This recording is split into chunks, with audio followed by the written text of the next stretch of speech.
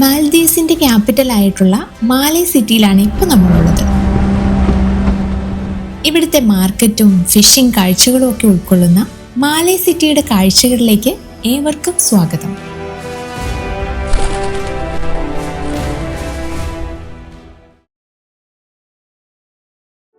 ഇതാണ് മാലേ സിറ്റിയുടെ മാപ്പ്. പ്രധാന ടൂറിസ്റ്റ് സ്പോട്ടുകളൊക്കെ ഇതിൽ രേഖപ്പെടുത്തിയിരിക്കുന്നത് നമുക്ക് കാണാം. ഇപ്പം നമ്മളുള്ളത് റിപ്പബ്ലിക് സ്ക്വയറിന്റെ മുമ്പിലാണ്. ഒട്ടനവധി പ്രാവുകളെ നമുക്കിവിടെ ഫീഡ് ചെയ്യാനും ഒപ്പം നിന്ന് ഫോട്ടോസും റീൽസും ഒക്കെ എടുക്കാൻ കഴിയും. ഇവിടെ വരുന്നവരാരും മിസ് ചെയ്യാത്തൊരു ഏരിയയാണിത്.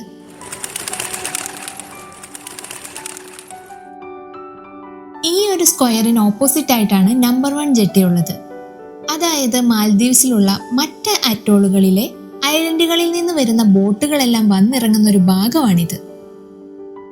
ഈ ഒരു ജെട്ടി കണ്ടോ? ഇതിനൊരു പ്രത്യേകതയുണ്ട്. പ്രസിഡന്റിന് വേണ്ടി മാത്രം യൂസ് ചെയ്യുന്ന ഒരു ജെട്ടിയാണ് ഈ ഒരു ഭാഗം. പ്രസിഡൻഷ്യൽ ജെട്ടി എന്നാണ് ഇതറിയപ്പെടുന്നത്. ഇവിടുന്ന് കുറച്ചങ്ങ് നടക്കുമ്പോഴേക്കും ഇവിടുത്തെ മാർക്കറ്റിന്റെ അടുത്തേക്ക് എത്താം. എല്ലാതര പച്ചക്കറി ഐറ്റംസുകളും മീനിന്റെ പല വെറൈറ്റി പ്രൊഡക്റ്റുകളും ഇവിടെ കിട്ടും.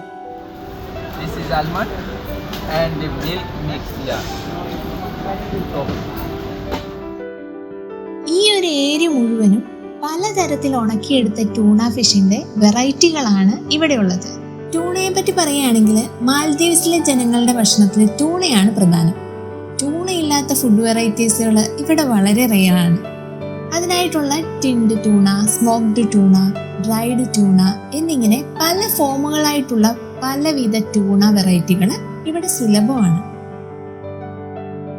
മാർക്കറ്റിന്റെ ഒരറ്റത്തായിട്ടാണ് ഇവിടുത്തെ ഫിഷിംഗ് സ്പോട്ട് വരുന്നത്. നമ്മൾ എത്തിയ ഉടനെ തന്നെ ഒരു മീൻ അടിച്ചു കേട്ടോ. ഗ്രൂപ്പർ ഇനത്തിൽപ്പെട്ട ഒരു ഫിഷാണിത്. ഇവിടുത്തുകാർ ഇതിനെ ഫിലോളു എന്നാണ് പറയുക.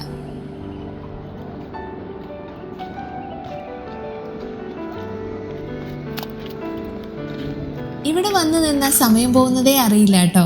അത്ര രസമാണ് ഇവിടുത്തെ ഫിഷിംഗ് കാഴ്ചകളൊക്കെ കണ്ടിങ്ങനെ നിൽക്കുക. അതുകൂടാതെ നമുക്ക് ത്രില്ലടിക്കാനായിട്ട് കുറച്ചധികം തെരണ്ടികളെയും ഇവിടെ കാണാം. ഒന്നല്ല, ഒരു 100ഓളം തെരണ്ടികളെ ഒരുമിച്ച് ഇവിടെ കാണാം. ഈവനിങ്ങിലൊക്കെ ആവുമ്പോൾ വിദേശികളുടെ ഒരു ചിൽ പോയിന്റ് കൂടിയാണ് ഈ ഒരു സ്ഥലം.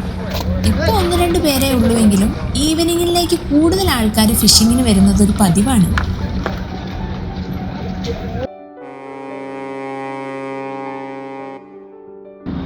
പിന്നെയുണ്ടല്ലോ, ഇവിടെ നിന്നാൽ തന്നെ മാലേ ഇന്റർനാഷണൽ എയർപോർട്ടിന്റെ കാഴ്ചകളും കാണാം.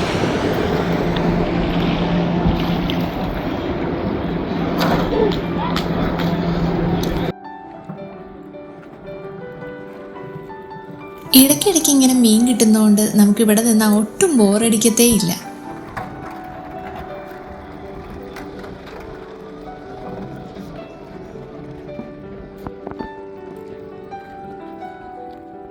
ഇവിടുത്തെ ഈ കാഴ്ചകളൊക്കെ കണ്ട് കുറച്ചു നേരം കഴിഞ്ഞ് നമ്മൾ ഇനി നേരെ പോകുന്നത് ഇവിടുത്തെ ഫിഷ് മാർക്കറ്റിലേക്കാണ്.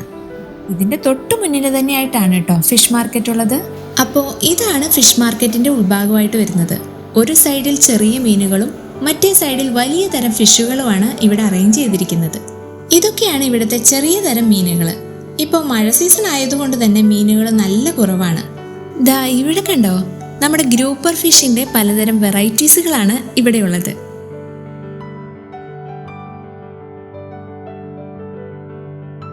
പിന്നെ മാൽദീവ്സുകാരുടെ സ്വന്തം ടൂണ. സത്യം പറഞ്ഞാൽ ഇവർക്ക് ഇതില്ലാത്തൊരു കറിയില്ല. എല്ലാ ഭക്ഷണത്തിലും ഇവർ ടൂണ ആഡ് ചെയ്യാറുണ്ട്, ഇൻക്ലൂഡിങ് ബ്രേക്ക്ഫാസ്റ്റ്, സ്നാക്സ്, അങ്ങനെ എല്ലാത്തിനും. എങ്കിലും ടേസ്റ്റിന്റെ കാര്യത്തിൽ ഒരു കോംപ്രമൈസും ഇല്ല കേട്ടോ. പിന്നെ ഈ ടൂണ ഫിഷ് ഫാമിലിയിൽ യെല്ലോഫിൻ ടൂണയോടാണ് ഇവർക്ക് ഏറ്റവും കൂടുതൽ കമ്പം. മാൽദീവിയൻ യെല്ലോഫിൻ ടൂണയ്ക്ക് മറ്റു രാജ്യങ്ങളെക്കാൾ ഡിമാൻഡ് കൂടുതലാണ്. അത് ചിലപ്പോൾ ഇവിടുത്തെ ഉപ്പിന്റെ അംശം കൂടുതലും ഉണ്ടായിരിക്കാം. അതുകൊണ്ടൊക്കെ തന്നെ ഒട്ടുമിക്ക എല്ലാ രാജ്യങ്ങളിലേക്കുമുള്ള ടൂണ ഫിഷിന്റെ എക്സ്പോർട്ടിങ് ഇവിടെ നിന്നുമാണ് കേട്ടോ. ഇങ്ങനെ ക്ലീൻ ചെയ്ത ഫില്ലേ പീസുകൾ ബോക്സസിലാക്കിയിട്ടാണ് മറ്റു രാജ്യങ്ങളിലേക്ക് എക്സ്പോർട്ട് ചെയ്യുന്നത്. പിന്നെ ഇവിടുത്തെ മറ്റൊരു രസമുള്ളൊരു കാഴ്ചയാണ് ഈ ഫിഷ് കട്ടിങ്. മുള്ളുകളൊന്നുമില്ലാതെ എന്ത് വൃത്തിയായിട്ട്, അതും എത്ര പെട്ടെന്നാണ് ഇവർ ഈ ക്ലീനിങ് പ്രോസസ്സ് ചെയ്യുന്നതെന്ന് കണ്ടു നിന്ന് പോകും.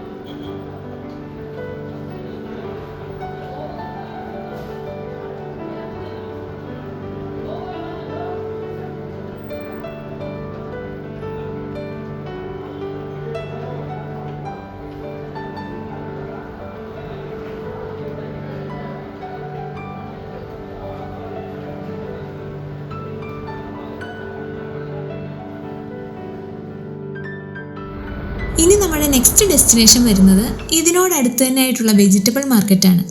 നമ്മുടെ നാട്ടിലെ വലിയ ചന്തകൾ പോലെ എല്ലാ വെജിറ്റബിൾസും ഫ്രൂട്ട്സും ഇവിടെ അവൈലബിൾ ആണ് കേട്ടോ. ഒട്ടുമിക്ക എല്ലാം തന്നെ നമ്മുടെ ഇന്ത്യയിൽ നിന്നാണ് ഇങ്ങോട്ടേക്ക് ഇമ്പോർട്ട് ചെയ്യുന്നത്. ഇനി നമുക്ക് ഇവിടുത്തെ ഒരു ഹിസ്റ്റോറിക്കൽ പ്ലേസ് കൂടി വിസിറ്റ് ചെയ്യാം. ഈ കാണുന്ന പള്ളിയുടെ പേരാണ് ഹുക്രു മിസ്കി. AD 1658 ഇബ്രാഹിം ഇസ്കന്ദർ സുൽത്താനാണ് ഇത് നിർമ്മിച്ചത്. ഈ പള്ളിയുടെ പ്രത്യേകത എന്നാണെന്നറിയോ? പവിഴക്കല്ലുകളില്ലേ, കോറൽസ്, അത് കൃത്യമായി കൂട്ടി യോജിപ്പിച്ചാണ് ഇതിന്റെ ചുവരുകളെല്ലാം പണിതീർത്തിരിക്കുന്നത്.